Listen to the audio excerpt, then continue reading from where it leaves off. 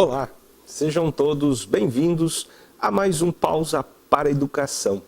Eu sou o professor Jovir Filho e vou estar com vocês nesta meia hora para tratar de educação nos seus aspectos teóricos e práticos aqui pela TVI, né? E você pode acompanhar também, né, a nossa transmissão através do site, né, tvitap.com.br, www.tvitap.com.br, e também, né, pelo Facebook, facebook.com/tvitap. Se você quiser entrar em contato, fazer parte desse programa, mandando sua dúvida, suas questões, seus questionamentos, nós temos para vocês os canais disponíveis, que são o e-mail jovir@hotmail.com.br, né? jovir@hotmail.com.br, não se esqueçam do .br, senão não chega.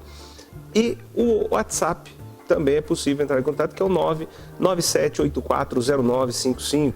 Sempre que vocês tiverem alguma questão, pode nos mandar, que pensamos sempre para o programa seguinte, né? Assim que a gente procura trabalhar, atendendo ao máximo possível a nossa audiência. Eu quero começar hoje o programa, né, trazendo para vocês uma questão um pouco mais específica, né? Desdobrando, já cheguei a mencionar em outros momentos, mas hoje nós vamos pensar um pouquinho mais de maneira mais específica, que é a questão da leitura, né? Por que a escola não consegue incentivar a leitura? Eu trouxe a tela para vocês, vamos seguir junto com essa tela, porque eu tenho alguns questionamentos para fazermos juntos. Por que a escola, constantemente as pessoas mencionam que a escola teria que trabalhar mais a leitura, que a leitura precisa estar mais presente? Todo mundo reconhece a importância da leitura. Mas, em primeiro lugar, que visão que se tem de leitura, né? Essa visão comum de leitura, qual que é? Como que as pessoas estão encarando, reconhecendo a leitura? Será que a leitura ela não tem, talvez, uma expectativa muito alta? O que eu estou chamando de expectativa muito alta? A gente imaginar que a leitura deva acontecer, né, num patamar, num nível muito elevado de exigência. E daí a gente pensar, eu tenho que sempre ler Machado de Assis, eu preciso sempre ler os grandes nomes da literatura nacional, universal, né? A gente não fala internacional, a gente fala universal. Não, né? Eu acho que tudo é questão de processo, e a gente não pode esquecer que começa numa prática mais modesta, para daí a gente galgar, né? A gente se elevar no processo. Então essa valoração ela acaba sendo exacerbada, exagerada em torno de uma leitura que nem sempre vai ser acessível, tanto pela linguagem quanto pela própria temática, que ela acaba sendo diversa. As pessoas leem, né? Leem. No Brasil há um mercado editor que atende a leitura, que é de alta demanda. No entanto, é preciso saber o que se está lendo e se realmente se está sendo processada essa leitura. A tendência, daí, o que acaba acontecendo? A leitura existe em torno dela muito uma tendência ritualística. Por que eu digo uma tendência ritualística? Como se a gente tivesse, e aí não é questão só aqui da nossa realidade imediata, na cidade de Itapetininga, ou no estado de São Paulo, ou no Brasil. Diz respeito, eu tive a oportunidade, a felicidade de fazer um trabalho de pesquisa, meu trabalho de pesquisa em linguística aplicada sempre foi sobre a formação do leitor, né? Então, tem uma vasta bibliografia que eu acompanhei por um bom tempo, e uma das coisas diz respeito a isso que eu estou chamando por tendência ritualística, como se precisasse ter, e é registrado, coisa de 50, 60 anos atrás, não se podia ler, né, com qualquer postura. A postura tinha que ser reta, né, eu tinha que estar numa demonstração de reverência à leitura, como se houvesse todo um ritual para isso. E nós não temos mais essa realidade na escola, no entanto, se mantém muito.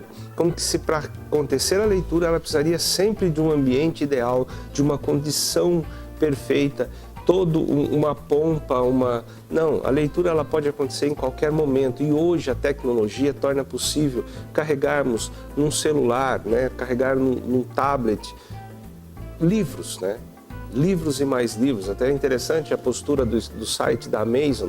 Quem tenha acesso e goste de livros, a Amazon, em resposta ao prefeito da cidade de São Paulo, Dória, né, que no seu movimento de privatizar bibliotecas e numa atitude dessa, diminuir o acesso, a Amazon está distribuindo, né, para as pessoas livros digitais, para que as pessoas, é uma resposta, para que as pessoas façam uso, né, desse espaço. Mas a Amazon, mesmo ela sendo uma gigante do mercado livreiro, ela sempre tem livros que ela deixa gratuitos, né, que são livros, então a gente pode ter em plataformas. Então nós temos que pensar os modelos de leitura que nós temos hoje. Então não precisa ser esse ritualístico. E daí o que a gente precisa? A gente tem que considerar a condição leitora. Eu só posso incentivar a leitura se eu for leitor, se eu tiver prática. Se eu for um praticante da leitura, é mais fácil de eu convencer e mostrar para os meus filhos que eles precisam ser leitores, que é importante eles serem leitores para construir a sua autonomia no mundo, enquanto leitor, né? Então a escola, ela hoje, né, nós não temos uma prática leitora assim, bem fundamentada enquanto prática mesmo. Então os professores, infelizmente, cada vez são menos leitores, por vários fatores, né? Por dificuldade de acesso, né? Muitas vezes, por correria, por jornada dupla, por trabalho com preparar prova, preparar exercício, corrigir prova, corrigir exercício. Então isso vai se restringindo, né? Vai restringindo a prática. E isso deixa de ser um hábito. Então a condição leitora é uma prática que tem que se tornar um hábito, tem que se tornar parte da vida, como a gente levanta e toma nosso café, como a gente almoça, a gente escova os dentes, a gente toma banho, a gente faz um monte de coisas que são hábitos, né, que fazem parte do nosso cotidiano. A leitura, ela só torna significativa e se apresenta quando ela também é hábito. E assim a gente passa a ter a naturalização. Então, se acontecer, né, então nós precisamos pensar nessa visão da leitura na escola e na família, pensar na condição leitora para que haja, né, na escola uma transformação. E por fim, a gente precisa pensar que a questão da relação leitura e literatura. Muitas vezes na escola, quando se atinge a maturidade abstrata, né, que daí o aluno está na sua maturidade plena para a absorção da abstração científica, que é o ensino médio, a literatura se torna sinônimo de a leitura se torna sinônimo de literatura. E muitas vezes a coisa é apresentada como se fosse formatadinha, se tudo, tal autor nasceu para ser barroco, então ele é barroco, ele nasceu em determinado período, ele não pode ter outro estilo, então, porque ele está dentro de uma escola, tal. E essa forma quadrada, encaixada, né, feita em caixinha, é uma coisa que precisa ser criticada, ser repensada, ser revista. E até mesmo a forma de se apresentar a literatura para os estudantes tem que ser revista. A literatura, ela tem o quê? Ela tem um caráter de contextualização. A literatura, ela diz respeito ao seu tempo. Então interessa muito estudarmos a literatura para sabermos da história, para saber o que aconteceu em determinado momento, de que forma o olhar do autor, né, aquele escritor, ele pôde representar o momento em que ele viveu, de que forma se assimilou a condição, as transformações que o mundo todo estava passando, ou uma região específica. Então, a contextualização traz a compreensão histórica, que essa compreensão histórica não é só para o tempo da obra, mas é para o nosso tempo. Em que medida a obra faz sentido para mim hoje, né? E daí, por fim, a gente pode construir um autoconhecimento a partir da literatura.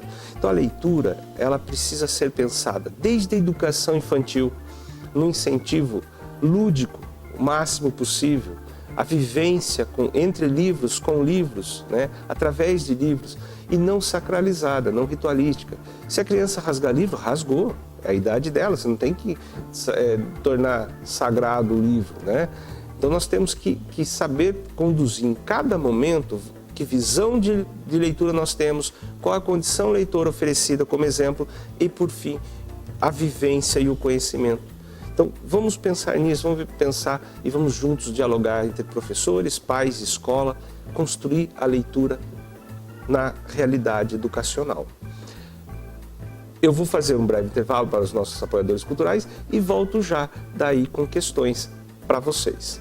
Não saia daí.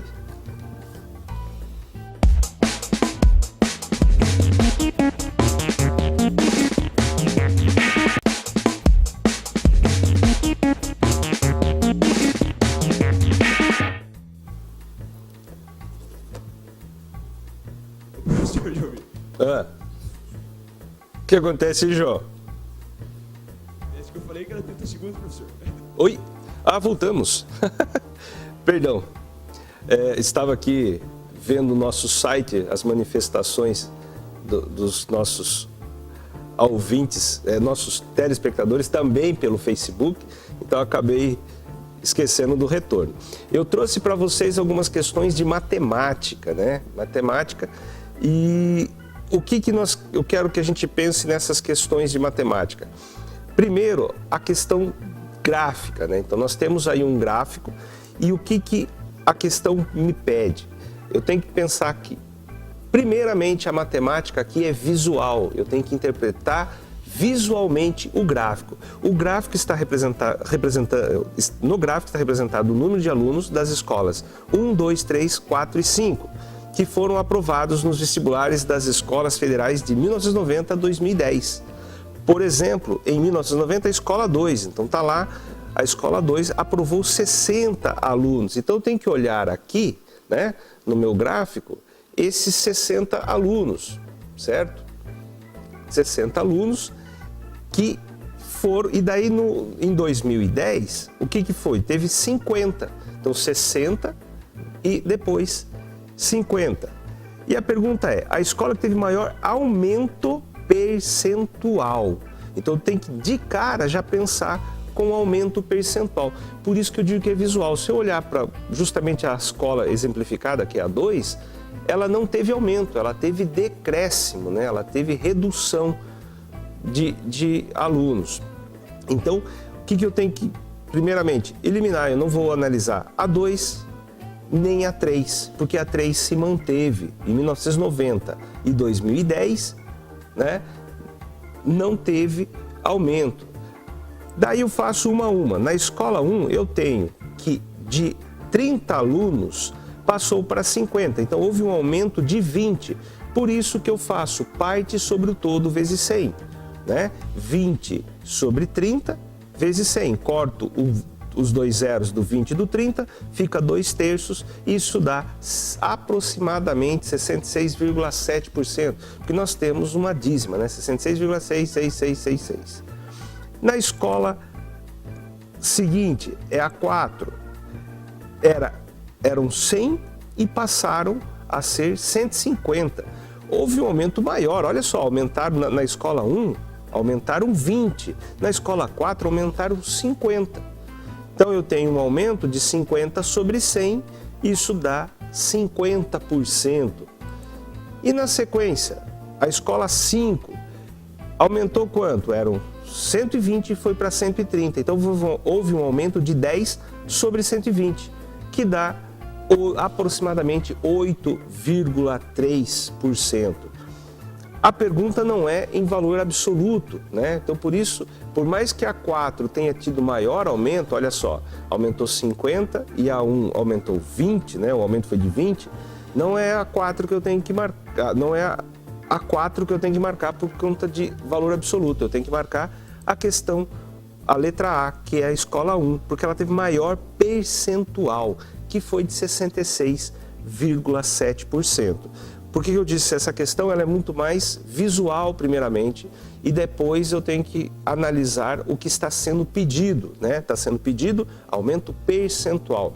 A matemática aqui, como eu tenho demonstrado para vocês, ela exige atenção. Vamos para, já na sequência, nesse bloco a gente vai ver algumas questões de matemática, né? Só um minutinho, olha lá, puxou a nossa tela. O que eu tenho aqui? Também é uma questão que eu vou precisar de análise visual. Para aproveitar o sol que de manhã bate na garagem, Goretti está pretendendo escolher um dos dois modelos de varal de chão, A e B, que encontrou no site de vendas. Ambos são de mesma qualidade e de igual custo. São quadrados de 180 centímetros de lado, diferenciando-se apenas na disposição dos tubinhos para estender pequenas roupas, como mostram as imagens da vista superior destes varais. Se nos dois varais a distância entre os tubinhos é de 20 centímetros, então Goretti escolheu o modelo B devido a esse ter a mais que o modelo A, um comprimento de tubinhos em centímetros igual a quanto? Então, estão aí na tela, né, o varal tipo A e o varal tipo B. O varal tipo B, o que eu tenho nele? Ele tem, tipo A, ele tem, são simplesmente, né, aqui os tubinhos, só o meu mouse está meio, não estou podendo mostrar para vocês o que eu queria mostrar com o mouse, mas o mouse ele não está indo adequadamente para a tela. Então eu tenho no varal A, são tubinhos simplesmente dispostos como se fosse uma fila, né? Então cada um tem 180 centímetros. Então isso são 10 que eu tenho, né? São 10 vezes 180 dá 1.800 centímetros, tá? 1.800 centímetros. E o varal B, o que eu preciso analisar nele? Eu tenho externamente 4 tubinhos que têm a extensão igual à extensão dos tubinhos do varal A. Então são 4 tubinhos de 180. No entanto, o que acaba acontecendo, como diz o enunciado? Entre cada sequência eu tenho 20 centímetros. Então eu tenho 20 centímetros de um lado, tenho 20 centímetros de outro. Isso faz reduzir o 180 para 140 e continua sendo quadrado. Então eu tenho 4 tubos de 140 centímetros. O mesmo vai acontecer no quadrado sequente, cai mais 40 centímetros, e por fim o central, que também cai mais 40, são 4 de 60. 4 vezes 180, 720, 4 vezes 140 é 560, 4 vezes 100, 400, e 4 vezes 60 é 240. Então, somando tudo isso, né, eu tenho, ó, aqui qual a estratégia? Eu posso somar o 240 com 560, dá 800, mais o 400 vai dar 1.200, 1.200 mais 720, 1.920. A pergunta é, quanto que o modelo B tem a mais do que o A? O A tem 1.800, o B tem 1.920, então dá 120 a mais. São 120 a mais. Letra D. Então, mais um exercício que a gente usa o quê? Leitura visual, entendimento da imagem e também compreensão do que está sendo pedido. Compreendi? O exercício se torna extremamente fácil, né? Vamos na sequência para um último exercício de matemática, já mais tranquilo. Esse aqui exige essencialmente leitura e não a leitura visual. Para limpar uma vez por semana todos os pisos assoalhados de um casarão, utiliza-se uma cera líquida diluída em água na razão de 30 ml, 2 colheres de sopa, para 1 litro de mistura, que é água mais cera líquida. Sabe-se também que em cada limpeza são utilizados 2 vasilhames de 12 litros cada um dessa diluição. Considerando que serão compradas embalagens de 5 litros de cera líquida para uso durante 25 semanas, deve-se comprar dessas embalagens uma quantidade mínima de 3, 4, 5, 6 ou 7.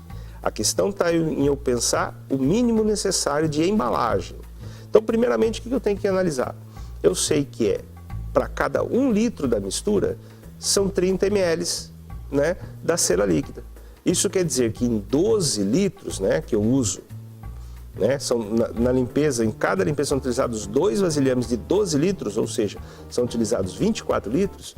Em 12 litros eu tenho 12 vezes 30, 360. Como são 24 litros, né, por semana, 720 ml por semana.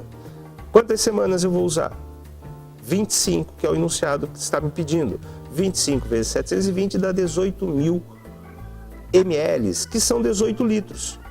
Cada embalagem tem 5 litros, então eu vou precisar comprar 4 embalagens, né? Serão necessárias 4 embalagens, mesmo que sobrem 2 litros. Porque as embalagens são de 5, não tem como eu comprar 3 embalagens de 5 e uma de 3. Então eu tenho que adotar mesmo a resposta 4. Então são essas questões aqui que eu trouxe, que não são daquelas questões tão complexas. Eu pretendo trazer na sequência questões mais complexas, voltado também para vestibulandos, porque isso aqui atende tanto concurso quanto vestibular.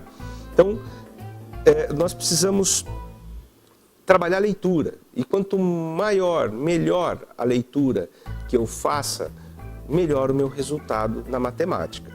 Eu vou fazer mais um breve intervalo para o nosso último bloco. Não saia daí, eu espero você.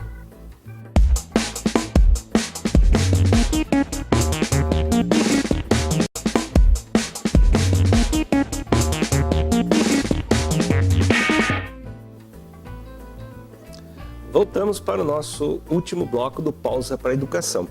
Lembrando que se você tiver dúvidas, questões para trazer, pedir maiores explicações, retorno a coisas que não tenham ficado tão claras, temas que possam ser tratados, seja de resolução ou de comentário mesmo, mande para o e-mail jovir@hotmail.com.br, jovir@hotmail.com.br, ou pelo WhatsApp 997840955, 997840955. Agora não teve novidade com o mouse e voltamos olhando adequadamente para a câmera, Vamos fazer nesse último bloco, eu trouxe uma questão para vocês de geopolítica, E se der tempo, a gente vai ver uma também de história. São questões tiradas de provas aplicadas pela VUNESP, de vestibular, que envolve leitura, tá? Essa primeira talvez envolva eu ter conhecimento de atualidade, mas uma atualidade mais ampla, O que eu falo de atualidade não é aquela atualidade de concurso restrita aos últimos 6 meses. É a atualidade pensando no nosso tempo contemporâneo. Alguém que tenha 17 anos tem que ter noção mais ou menos do que aconteceu nesses 17 anos que ele está no mundo, Vamos lá para a tela que eu trouxe para vocês. A questão diz: sua formalização constituiu-se no marco do ambientalismo contemporâneo. Este documento foi elaborado e aprovado em 1992, durante a ECO 92, realizada na cidade do Rio de Janeiro, no estado do Rio de Janeiro, pelos 179 países participantes. Considerado o principal documento mundial sobre o meio ambiente, ele é entendido como um programa de metas e ações cujo objetivo maior busca garantir a biodiversidade mundial, por meio de um novo padrão de desenvolvimento em âmbito nacional, estadual e municipal, capaz de conciliar os métodos de proteção ambiental, a justiça social e a eficiência econômica, chamado de desenvolvimento sustentável. Então, na ECO 92, nasce consagradamente o conceito de desenvolvimento sustentável. Recentemente também foi palco de debate e avaliação durante a recente conferência internacional, realizada também na cidade do Rio de Janeiro, no estado do Rio de Janeiro, em junho de 2012, a Rio+20. Justamente se chama Rio+20 porque são 20 anos depois da Rio Eco 92. O documento, esse que é mencionado, refere-se a quê? A Declaração do Rio sobre Meio Ambiente e Desenvolvimento? A Agenda 21? Aos princípios para a administração sustentável das florestas, a Convenção da Biodiversidade, as convenções sobre mudança do clima. Pois bem, aqui eu preciso saber que documento exatamente existiu. Então, por isso que eu digo, diz respeito, mesmo que quem não tenha nascido, não estivesse nascido em 92, o vestibulando tem que ter nascido, já tinha nascido, obviamente, durante a Rio+20. Então, saber sobre a Rio+20 diz respeito a saber da ECO 92. Então, aqui é leitura, então tem que também ter um cuidado com esse conhecimento. E a correta é a Agenda 21. O que é a Agenda 21? É a agenda de compromissos para desenvolvimento sustentável para o século 21. As prefeituras têm esse compromisso. Então, aqui entra uma coisa que os vestibulares também podem ajudar as pessoas, os alunos, a pensarem a vida, Então, essa Agenda 21 talvez seja tópico em algum momento do nosso momento inicial do programa. Eu vou fazer rapidamente a questão última que eu preparei de história e assim fechamos o programa. Observe o seguinte trecho do Tratado de Methuen, Esse Tratado de Methuen, ele é conhecido para quem se atenta, mas para a maior parte dos alunos ele passa batido ao longo dos estudos.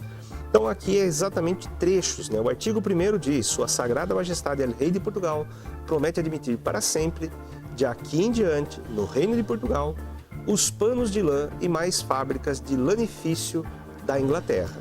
Ou seja, Portugal se comprometendo a comprar os panos de lã e todos os derivados, né, das fábricas de lanicídio, né, lanifício, olha lá o trava-língua aqui no meio do programa. O lanifício, comprar sempre da Inglaterra, né, para todo sempre, olha só. O artigo 2º também tem a contrapartida. É estipulado que Sua Sagrada e Real Majestade Britânica será obrigada para sempre, de aqui em diante, de admitir na Grã-Bretanha os vinhos de Portugal, de sorte que em tempo algum não se poderá exigir direitos de alfândega nestes vinhos. Um tratado, né, de quando? Tratado de Methuen é de 1703, lá no período em que Portugal era a metrópole do Brasil, né? O Brasil era colônia de Portugal. Então, o que eu preciso? Olha, eu precisava saber, ter conhecimento. Se eu tenho conhecimento do que foi esse tratado, se eu lembro, se eu estudei, se eu tive uma boa aula, se eu tive um bom processo de aprendizagem com relação a ele, tanto melhor. Eu não terei dúvidas alguma do que representa esse tratado na história do Brasil, né, e de Portugal. Entre outros, mas basta o que está aqui dito, eu consigo analisar as alternativas. Entre outros fatores, foi devido ao Tratado de Methuen que as manufaturas têxteis se desenvolveram muito no Brasil? Não faz sentido, porque se Portugal está se comprometendo a comprar todas as manufaturas têxteis da Inglaterra, não tem por que ser isso a razão do desenvolvimento no Brasil, ainda mais nesse período. B. A Inglaterra e Portugal foram os primeiros países a se industrializarem. A Inglaterra, sim. A Inglaterra houve, entre tantos fatores, né, a gente já viu em outro exercício em que foi trabalhado, que a Inglaterra teve fatores que a levaram a ser uma potência industrial. Mas Portugal não. Portugal é um país arcaico por muito tempo e não tem... Aqui ele vai pegar o manufaturado e só vai mandar aquilo que é matéria-prima, né? Na verdade. Porque os vinhos não sofrem grandes transformações. É bem rústico o processo ainda nesse período. Na letra C, diz que a burguesia portuguesa enriqueceu e lutou contra a monarquia. Nós não temos esse registro, mas também não vai ser esse tratado que vai revelar, né? Não vai ser esse tratado que vai revelar que o que tem acontecido, esse enriquecimento graças ao vinho. Letra D. O ouro explorado no Brasil foi transferido para a Inglaterra. Isso é possível, não tem nada que desabone. Vamos ver a letra E. Portugal diminuiu seu interesse pela exploração da colônia? Não. Portugal, enquanto pôde, explorou o Brasil tanto quanto pôde. Então a correta aqui mesmo é a letra D. É aquela que eu não tenho como excluir. Mas se eu li, se eu soube, eu descobrirei que o século XVIII foi um período de grande exploração do ouro no Brasil e esse ouro foi muito, muito transferido para a Inglaterra e não para Portugal, né? Para se ter ideia, aqui no Brasil há registros, né? Então, há registro na nossa história de que foram vendidos esquis, né? Aqui tem muita neve para se esquiar, mas isso faz parte daquele processo de alimentar o comércio inglês, né? Que trazia produtos manufaturados. Pois bem, fechando o nosso programa de hoje, né? Com essas duas questões de geografia e história, mostrando que se eu leio, eu estou muito melhor preparado, mas se eu não tenho conhecimento e sei usar o que a prova me oferece, eu tenho ainda condições de fazer uma excelente prova. O conhecimento, ele está dado na prova, o que nós precisamos é de capacidade de leitora. Por isso que a primeira parte do programa hoje a gente tratou sobre a importância do incentivo à leitura. Eu espero ter contribuído um pouco mais para esse debate educacional, trazido elementos que contribuam para o seu conhecimento e para quem tenha interesse, principalmente em concurso e vestibulares. Tenham todos uma ótima semana. Eu os espero na semana que vem aqui para o Pausa para a Educação.